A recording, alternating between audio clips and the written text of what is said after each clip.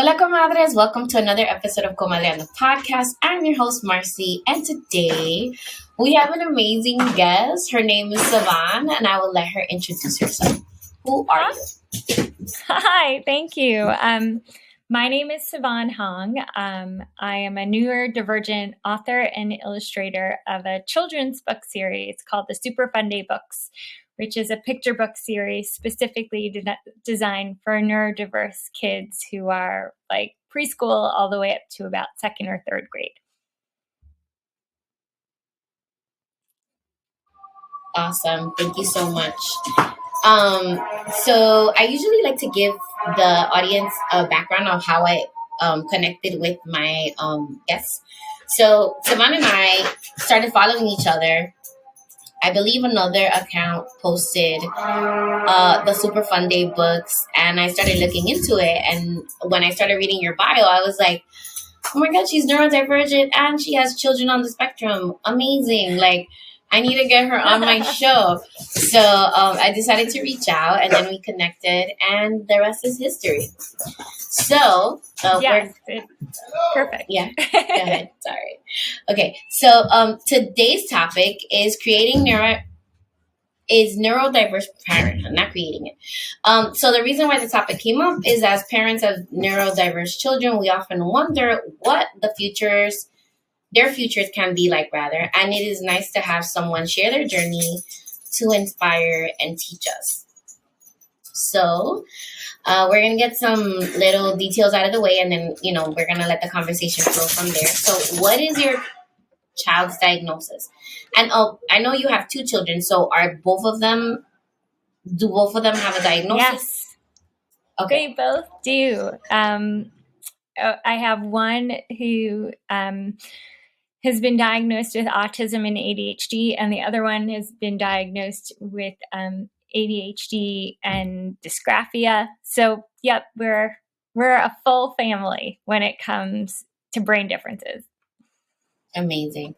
So, the dysgraphia, can you explain that to the parents? Because some people might not know what it is. Of course. So, when you learn to write and you see a letter in your mind, a typical brain will look at that and be able to copy what that letter looks like the way they see it on a piece of paper. Somebody with dysgraphia, it's almost like what translates in their brain is the mirror image of the letter. Mm-hmm. And so oftentimes you will see that, unlike dyslexia, where the letters themselves can be switched, in dysgraphia, the letters look like they've been flipped. Yeah. So a B normally would face the right, but a dysgraphic child will have it face the left. Mm-hmm. And that can obviously lead to a lot of frustrations, because when they then look at the paper, they see that there's a difference.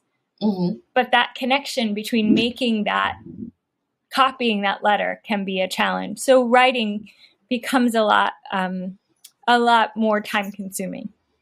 Yeah, I haven't really spoken too much about those type of differences in learning for our kids, but it's something that's really pervasive. And the thing is, as a special education teacher, you don't really get trained on how to work with children that have dysgraphia or dyscalculia, or that they are dyslexic. So a lot of the solutions, the teachers have to kind of go off on their own and figure it out, because, like, as part of regular teacher training, we weren't really, like, we know what it is, but we weren't taught on how to work with children in our classrooms that present those deficiencies, not deficiencies, but like difficulties in learning. Right. So look, like they are more common than most people realize. Mm-hmm. And with them, while it makes something in dysgraphia's case, like writing, a challenge, it comes with incredible spatial skills. And I like to kind of bucket dyslexia, dysgraphia in a similar kind of bucket in terms of learning differences in the way your brain is structured. And people with dyslexia have unbelievable abilities for spatial recognition. There was actually a study done at Harvard last year where they looked at a bunch of astrophysicists, and they took a group that had dyslexia or dysgraphia or one of those types of learning differences, and then they took another group that had typical kind of brains, for lack of a better word. And they showed them images of black holes and said, identify where the black holes are. And these were PhDs at Harvard, right, with this skill set. And the ones with the dyslexia, the dysgraphia, were able to do it significantly more than the ones with the typical brains, because that is a strength that their brain has, right? Yeah. And so while it may mean that reading a book in a traditional style or writing in a traditional way is a challenge, it doesn't mean that these brains don't bring incredible gifts. And one of the cool things that my son's third grade teacher does is she lets him use kind of the function on Google Docs that lets him talk through his stories, right? Exactly. And so then he can focus on the words he wants to use instead of all the effort it takes to write it down on a piece of paper. Because at the end of the day, we're not grading penmanship. I don't care what your letters look like. I just want to know that you can tell a story and that you're able to communicate those things and put them down on paper and like formulate this idea and get it down, you know, and really present it in a way that is engaging for the audience. So that was like one of my go-to solutions for the kids that I had learning difficulties with respect to dyslexia and just I think one of my kids was actually had dysgraphia. The problem, I want to just like kind of give a sidebar. The problem with the evaluation for dyslexia and dysgraphia and dyscalculia is the evaluation for that is it costs so much money that the Department of Education does not automatically provide that for your child, right?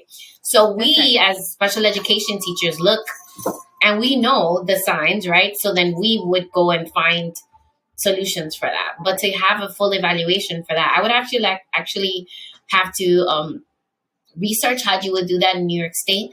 But for sure, there's really nothing that is provided by the Department of Education to assist those children. But yeah, definitely the voice to text. That was like a game changer. Yeah, that and then the reader on the iPad, because my school had 1-to-1 iPads in the building. So the reader on the iPad for the kids so that they can read it. And then the good thing about it, especially when you put it with the dyslexic setting, it'll highlight every word for them so that they know exactly what that word looks like and what it says. So it's really interesting. And I love like the advances in assistive technology that we've had in the past, I want to say 10 years in general. So going more into your children. It makes such a big difference. Yes. Yeah, it helps everybody learn. Like, and then there's people that are like, oh, well, you're not going to have, you know, what is it? You're not going to have accommodations everywhere you go, but like, why not?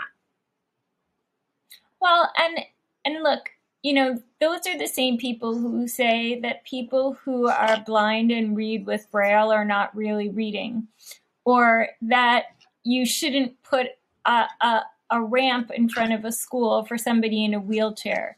Like, that's ridiculous, right? If you think back to in history, all the incredible achievements that neurodivergent brains have done without these accommodations, I can only imagine what the future will hold when we do provide these kind of accommodations. Like, who cares, right? Like, in my mind, for reading, I don't care how the word gets into the brain, right? It can go in through your fingers, it can go in through your ears, it can go in through your eyes. As long as it gets into your mind and then you process it and do something with it, that's the power of the word, right? It's not the actual kind of getting it from point A to point B. I love that. So yeah, like I love using assistive technology and helping my students learn in whatever way they can. Like and then even like, so the Department of, like, in general, the education in the United States, they're so heavy on testing. And I honestly have created ways to assess my students that don't necessarily have to be pen and paper. Like, we're going to do a project and you're going to show me that you learned what I taught you in a different way. And that's okay. And that's still valid. You know, like, it doesn't need to be traditional. Like the systems of education that have been in place since the 1800s are no longer serving our children. So why not, revolutionize it and change it? I don't think they serve any of them, right? Yeah, no. Neurodivergent, neurotypical, sitting there and taking a 3-hour standardized test doesn't help anybody. It just shows that you're good at regurgitating information. That's all it shows. Right. It doesn't show that you're actually learning what you're learning. It's really just like remembering facts and putting them back out. So going back to your wonderful, intelligent children, when did you notice that they were different? For my firstborn son, I think I noticed when he was around 1.5. And I think if I had had a son before him or a child before him, I probably would have noticed at 3 months, because he engaged with the world in a different way. He struggled interacting with other children. He played with toys in a very non-traditional way. And I could just tell that there was something different. And it took, I think, 6 different therapists to finally get a diagnosis for him that I knew existed, needed to be there. But he didn't engage the way I saw other kids engaging. And it wasn't that what he was doing was bad. It just was different. And I knew that given that he was different, we needed to give him the accommodations in order to be able to be successful in the world as it exists today. That's awesome. So what were the things in play that you noticed that he was doing? So he had next to no pragmatic speech. I think for the first 2 years, he never asked a question. Oh, wow. Okay. And he had a lot of very high splinter skills. So not every kid on the spectrum has that, and I think it's about 5% of them do. And I don't want to make it seem like that's the norm, but he was the kind of kid who could take 100-piece jigsaw puzzle, flip it upside down, start with the middle piece, and do it. Or he would say, oh, your birthday is on November 9th. Well, in 2075, your birthday's on a Tuesday, and he'd be right. Oh, so my he would have these skills like that are not very useful, right? Like, it's just a cool parlor trick. But then he couldn't engage and make friends because he didn't have those skills, right? Like, his brain was so developed in one side that it hadn't developed in the other side. And we'd go to a playground and he would say that he was scared to go because he didn't want to interact with other kids, right? Which is heartbreaking. Yeah. And so while those tricks that he can do, these great splinter skills that he had, were really interesting and fascinating to see, we really wanted to work on his pragmatic skills, his language skills, so that he knew how to engage with other children, because he wanted to engage with other children. His brain just hadn't developed that skill yet. Wow, that's so interesting. And then with my second one, it was pretty obvious that he had the very classic ADHD diagnosis where he just couldn't sit still. Like, it was as if the floor was lava everywhere all the time, right? And the stories he comes up with are incredible and he's so creative and all this other stuff, it became frustrating for him to sit in school without the right kinds of accommodations. Yeah. And so you want a kid to not feel badly about themselves. You want them to be successful in whatever environment they're in. So we needed those accommodations to be able to help him kind of be his best. I just want to say that, like, traditional, like, teaching, sitting in the classroom for 7 hours a day, that doesn't work for every kid, you know? Like, no. Even, like, when I don't have kids, like, when I have kids that are not diagnosed with ADHD and I see the wiggles, I just build into the whole, like, I don't want to single them out, but I just build into the classroom, like, these sensory breaks that we all just, like, dance around and, like, whatever makes your body feel good, we're going to do that for at least 5 minutes to help you concentrate. Because, like, it's proven, even for neurotypical people, doing physical activity before engaging in an academic activity actually helps your brain achieve better. And, like, it helps with the creativity in your brain. So it's like, you know, these little tricks, you know, the teachers from back in the day, like my mother, or like some of the teachers I had in elementary school, they used to, like, yell at the kids for, like, standing up or moving around. But we've been sitting for 7 hours. Like, how do you expect somebody to pay attention? Like, it's, for me as a neurotypical, it's hard for me to, like, sit through a 2-hour meeting without moving around or, like, going to the bathroom at least once. Look, I think every kid should have flexible seating, right? And look, we see this in the workforce today where you have people with their standing desks and, you know, different seating and things like that. Like, of course, everybody kind of learns in a different way and needs different sensory inputs, neurotypical or neurodivergent, it doesn't matter. Like, we all need that flexibility. Sivan,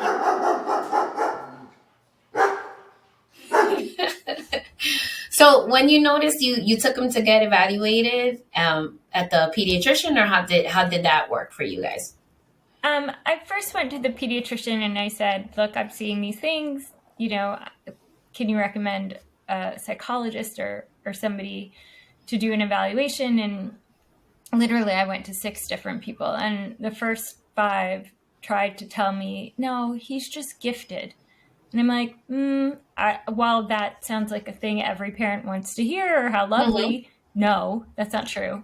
I knew that wasn't right. And so finally I found somebody, and it took hours, weeks of testing and a huge evaluation. And it was a big expense. And my insurance company fortunately covered part of it, but they don't cover all of it. But I needed that diagnosis because then I was able to get reimbursement for speech and OT and PT and all the other kind of supports that he needed when he was young.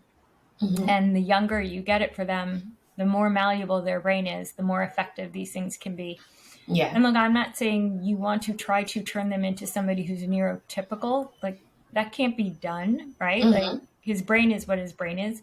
But I wanted to give him the tools in order to work within society. And so he needed to get all of these supports early on. And I think also giving him that diagnosis helped explain his difference.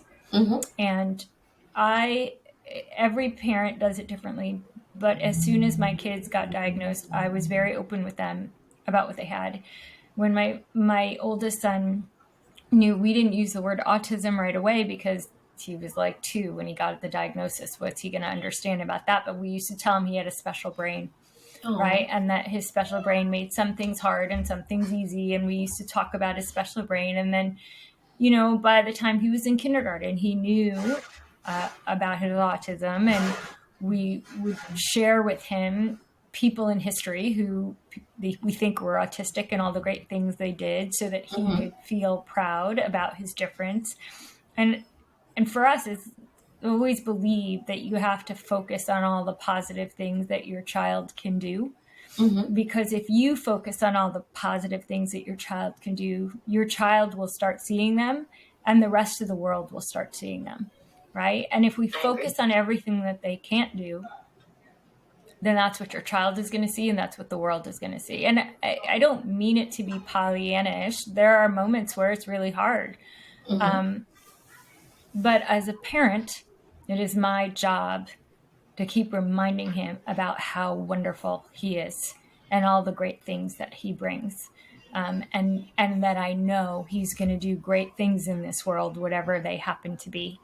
And so that's how we've done it here. Same thing with ADHD. And my second son, when I told him and we talked about it, and the analogy I use is the one about having a race car brain, that your brain is wired to go super, super fast and you're going to win the race. But if you don't learn how to slow down and take the curves, you're going to jump the curves.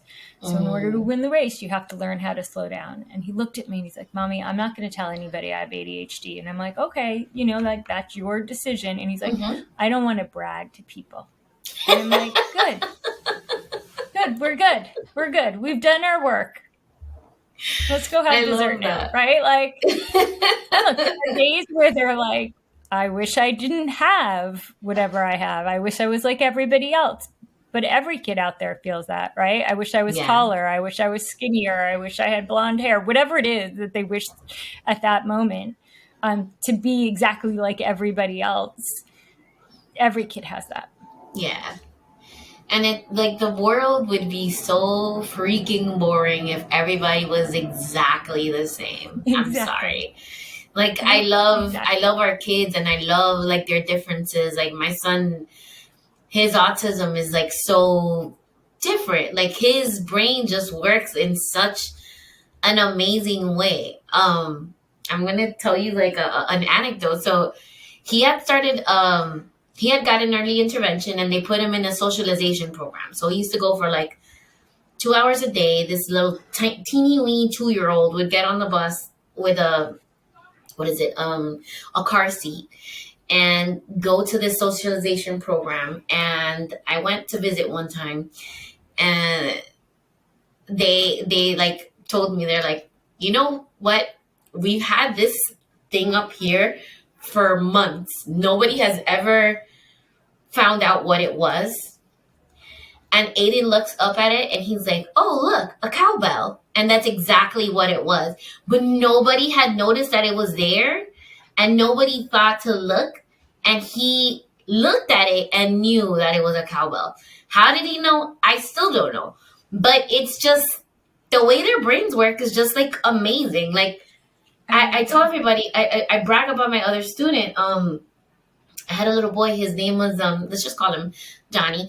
Johnny used to tell me how to take the train. Like he knew the subway map here in New York City so well that I can tell him, okay, so I need to get to my house, and I'm gonna get on the train at 42nd Street. What train should I take? And he would tell me exactly stop by stop, like what like to expect on the train. Which, yes, it seems like a parlor trick, but it's just so like their brains are just like amazing. And then I feel like I don't want their brains to change. I want them to continue being them, but for the world to be more accepting of their differences and not judge them for not functioning in the way that a neurotypical is supposed to function. So you told me they got early intervention. How was that? Like it was, what state are you in, by the way? Sorry. I live in Connecticut. Okay. So you're close by. Connecticut's pretty good. But I ended up paying for my son's early intervention out of pocket. I didn't go through birth to 3, mostly because I didn't even realize it existed. And which is amazing. Like, I didn't know. Right. And I was able to get some of it covered through the insurance company, which was really helpful. And then, he went to a special preschool that had, a program where it had special needs kids with typical kids, and they did a lot for him. And then our public school system here where I live is phenomenal, and they provide so many supports. and it's not like that everywhere, which is really unfortunate, because if you get them young and you do the interventions early, then their quality of life, their trajectory of life looks very different. I tell that to people all the time. Places that don't invest now will end up having to invest later a lot more money, right? So even if you're just thinking about it from a money perspective, it makes much more sense to really, particularly at the elementary school, preschool age, to invest in these kids, because then their outcomes are just noticeably better. Yeah. So one thing about like, let's say reading intervention, right? The faster you catch that slip, like let's say it's just a crack in a mirror, right? You know how the mirror, you get like a little crack in your mirror, a ding or whatever. If you catch it when it's that small, you can put it back together, or you can get it as close to being like regular as possible. The more time that passes, that crack gets bigger, and it gets to a point that the whole mirror shatters. So this is how I explain to parents, like, get the help now, because like they can always be eventually, like, let's say it's not autism and it's just like a reading disability or whatever it is. You can get them as close to their neurotypical peers as possible if you start as early as possible. The longer you wait, the harder it's going to be for your child to be able to have some kind of semblance of quote unquote normality, you know?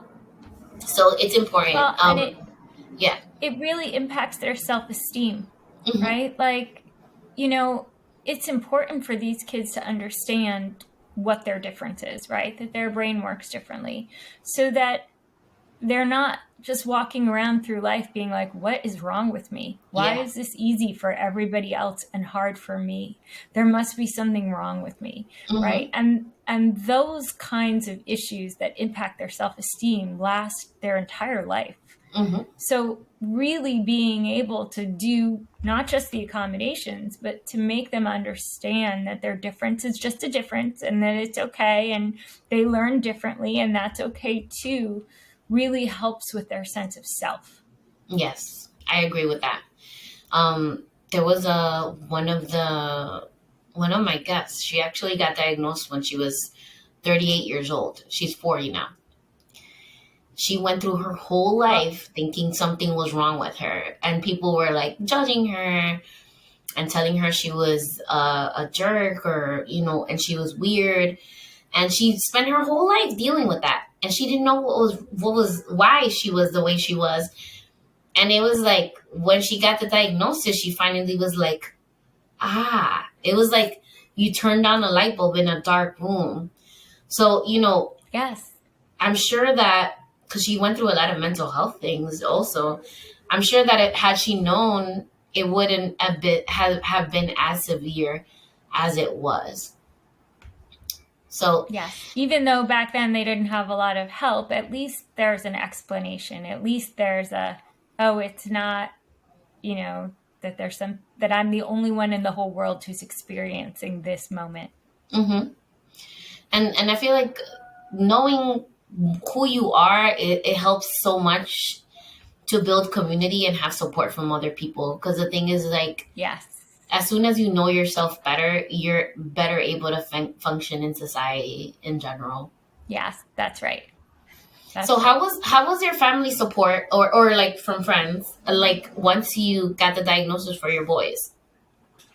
It was somewhat mixed. My friends and everybody was very supportive. I think it took a little bit for my family to accept it. And then for me, I think it was more because they just didn't understand, right? In their minds, they thought of like Rain Man, right? Like, he's not like Rain Man, right? Like they have this like image that the media portrays, and so they're like, oh, if it's not that, then no, you can't have it, right? And so it was on me to educate them, to be like, no, this is what it is. And when you're with him, look, these are the things. And then they got it over time. And so now I think it feels very supportive.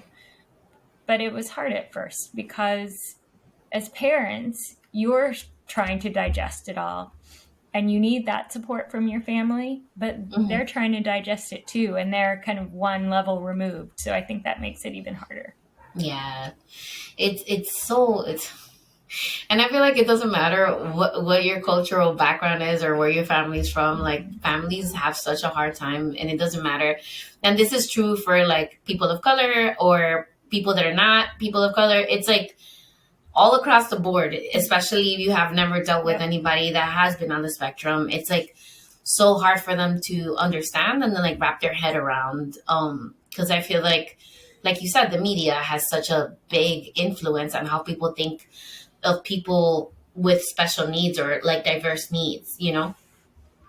So tell me about That's the one boys. Of the reasons why, well, that's one of the reasons why I wrote my books, because I wanted to put it out there in a picture book form so that these kids could look at themselves in a book and be like, oh, there's someone else who's like me, right? That the books could be a mirror of themselves. And I have 4 books out, and then I have a collection of them, but I have 4 books out, and I specifically made 2 of the protagonists in the books girls of color, because the media never portrays neurodivergent people as female, or especially not a female of color.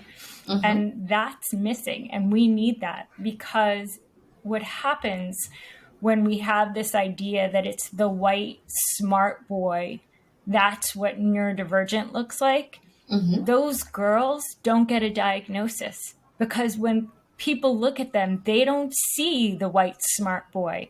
They see the girl of color who's having a hard time in the classroom, and then she doesn't get those services, and that's not okay. And so the more we can put it out that this looks like this in all different colors, in all different genders, in many different ways, the more kind of those kids will feel accepted and normal, and the more the world will start diagnosing them at a younger age when they need to be diagnosed. It can't just be kind of the smart guy who's, on some comedy show. Guy. Yeah. Right. Like, that's not it. That's not the face of this. It can't be the face of it. Yeah. So I'm going to connect you with one of the people that I interviewed. She's a woman on the spectrum, and her Instagram is phenomenally autistic. She's an artist and she's an author, and she's amazing. Like, I love her so much. Yes. And she wrote books about girls of color that are neurodivergent. And like all her beautiful illustrations are like these beautiful brown girls with like curly hair, so that like other girls feel represented. Because the thing is, not only are girls like diagnosed at a later time, but I feel like masking has a little bit to do with it, because girls, the way that we're socialized, we're like creatures that are like, we're way better at masking. Way better at masking. We're just trying to like survive, right? And like be part of this group, right? So we're gonna do whatever it takes, even if it's uncomfortable, to fit in, right? Because we don't want to be the odd man out. So a lot of the time, the girls, besides the fact that girls usually, I don't know if it's because that they don't display as many, because of the masking, they don't display as many symptoms of autism early on. It's so important for representation is so important. Like, I feel like in everything it's important, but especially in the neurodiverse community, we need to show different faces of autism and ADHD. It's not just, like you said, the little white boy that is like, bouncing off the walls or whatever, is quirky and very smart. And, there's different faces of autism, and not only that, but then like, I don't know if I'm sure you've like with your son's classes, you've seen kids, but there's like also children that are nonverbal. But nonverbal doesn't mean that they are not understanding what's going on either. Like, they have receptive language. They're just as smart as everybody else. It's just they're not able to use expressive language. There were 2 nonverbal guys who graduated from UC Berkeley this past spring. And with the help of assistive technology, we're able to graduate. One of them's going on to get a PhD, I think, right? Like, that has nothing to do with your intellect at all. It has everything to do with your ability to connect your brain to the muscles in your mouth and to speak. That doesn't mean, right? And people just assume that if you can't talk, that you're not smart. And they're missing this whole population of people, right? And so that's going back to our original conversation. That's where the assistive technology becomes so powerful and so life-changing for some of these folks. I saw the documentary, The Reason Why I Jump. And that documentary just like completely flipped my world upside down, because the person that wrote it is actually a person who's nonverbal on the spectrum from Japan. And the way that he communicated, the way that they see their world, and then the people that they had as part of the documentary, that they were using like assistive technology, but it wasn't like an iPad. They were tapping letters to spell. And they were so quick with it. Like, it was amazing the way that they were able to like get like complex thoughts across by using like a stick to tap the letters, and then people were like interpreting or watching what they were doing to like spell the words out for them, which was like, my brain was just like amazing. But yeah, definitely, like, it like, as through the show, I want to keep breaking stigmas and like pushing the envelope and showing that our neurodiverse children are as special as neurotypical children, and like even more so than, like, they're so capable. More. Yep. They're so capable I could not agree more. Doing amazing things. So tell me about your kids. How old are they more or less? And then like, what kinds of things are they into? What makes them sparkle? Like, tell me about them. So I have an 11-year-old and a 9-year-old, and they're both really into basketball, which I don't get because I'm not into basketball at all. But they're really, really into basketball. And it's funny because when my eldest son was diagnosed, the therapist was like, he's never going to be on a sports team, so don't even go there. That will be too hard for him. And I'm like, and now I see him and I'm like, whoa, 3-pointer, right? Like, there you go. Like,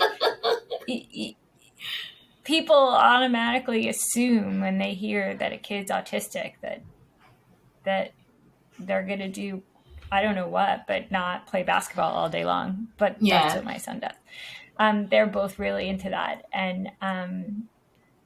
And he also my oldest loves politics. And while we're recording this, election day was yesterday, and he was glued to the TV watching all of the results. And he just a really interesting, cool mind, and I can't wait to see where he goes with all of it.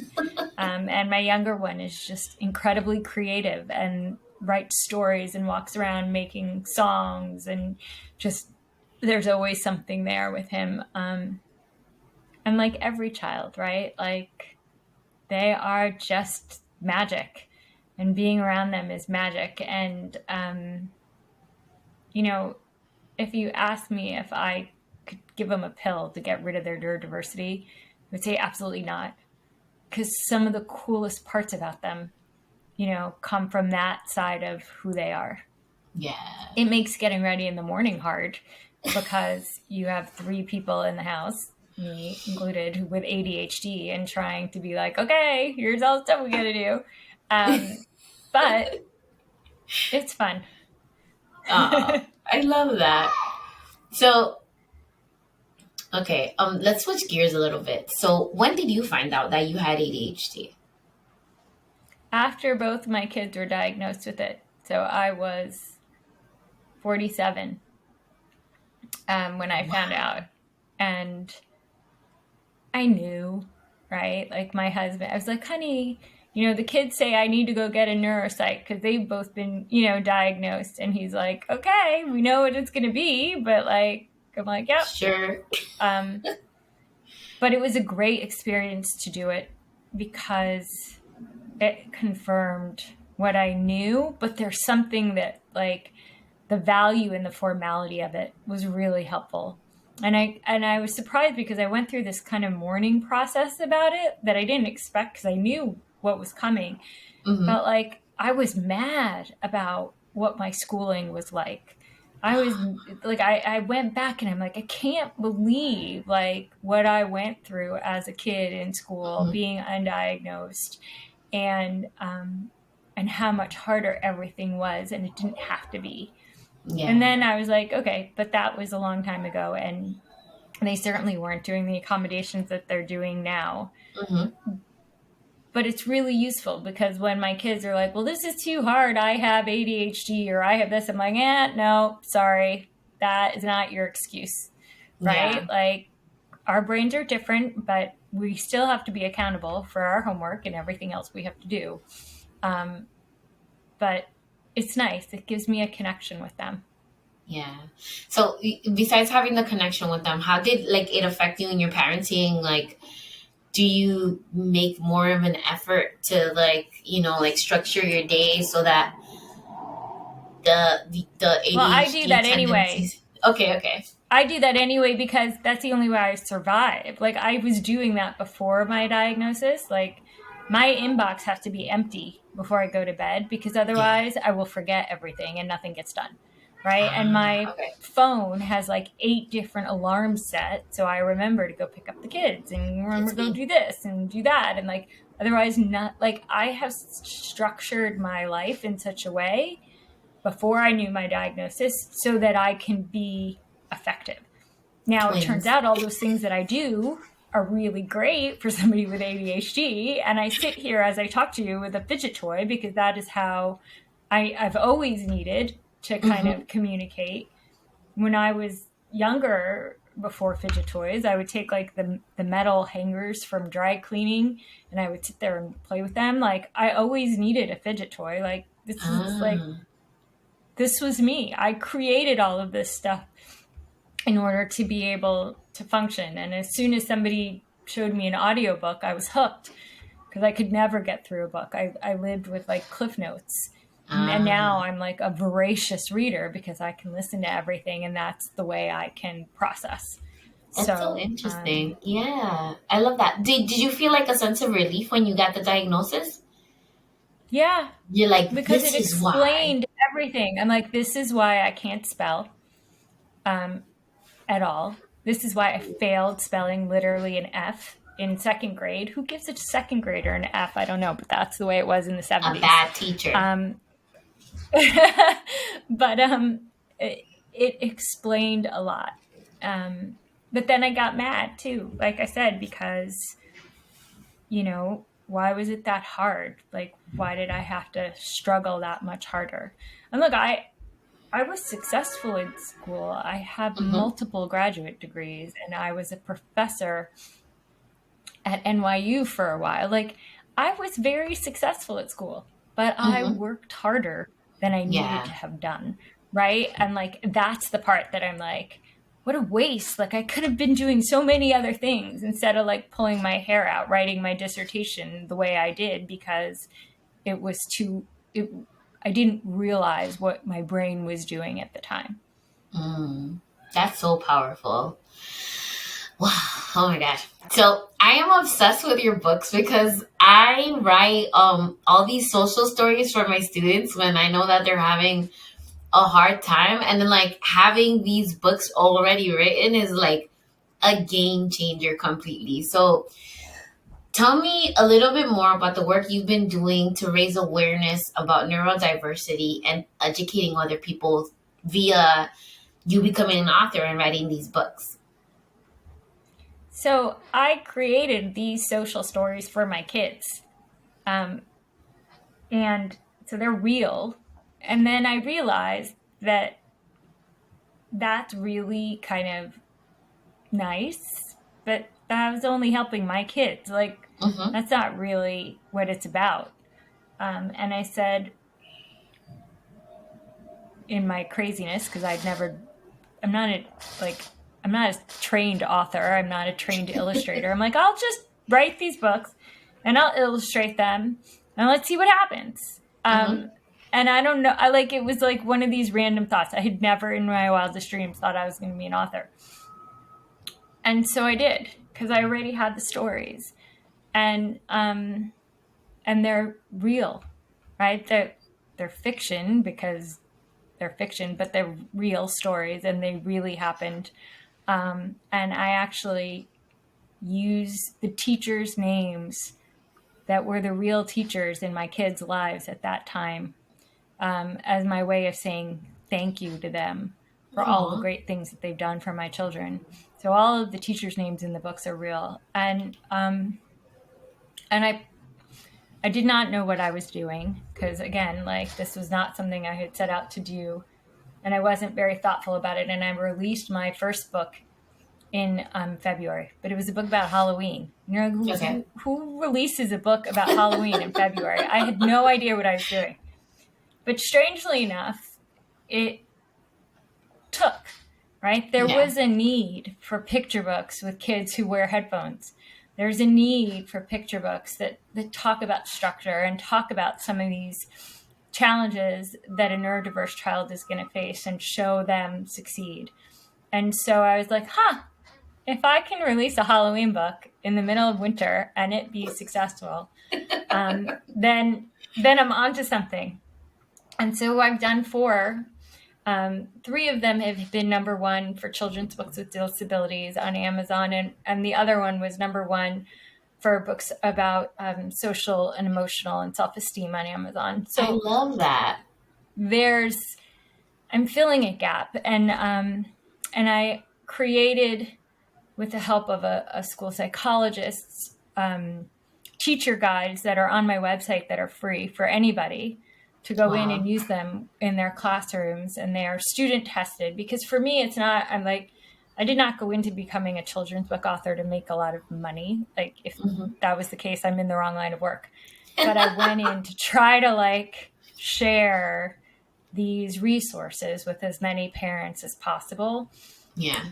And it's working, because I get emails from parents saying things like, my kid looked at the book and they were like, oh, that's just like me, right? And I'm like, yes, that's what I want these kids to feel like. Their experience is like so many other kids' experiences. And books are such a powerful way to do that. Yeah, I completely love it. I actually have one of the moms I had on the show, her son, shout out to her name's Jaddy. Her son's name is Matthew, and Matthew walks around with headphones all the time, and I'm dying to gift him one of the books so that he can be like, hey, look, it's me. He if you give me his name and address, I will send him a book. Oh, yay! That makes me so happy. But yeah, these books are so, and then okay, so we have people that are going to watch the YouTube video, right? But then there's people that are going to listen, which is my contribution to multiple modalities, right? I know some people learn better by listening, and I know some people learn better by watching. So this is how I'm putting my grain of sand to neurodiverse people that are listening to the show.